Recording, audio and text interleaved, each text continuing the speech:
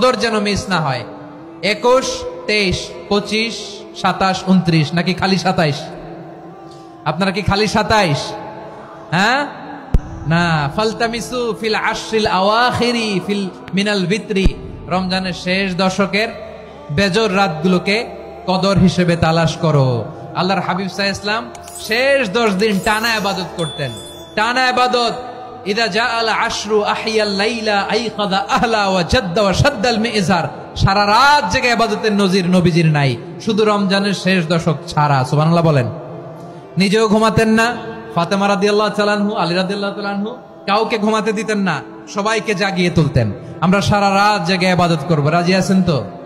কদর যেন আমাদের মিস না হয়। আজকে থেকেই ক্যালেন্ডারে মার্ক করে রাখেন, সব কাজ পেছনে ফেলে, সব ব্যস্ততাকে পেছনে ফেলে ইবাদতের জন্য আমরা প্রস্তুত থাকবো কদরের রাতে। কোনোভাবে কদর যেন আমাদের মিস না হয়, ইনশাআল্লাহ। বলেন তো সবাই।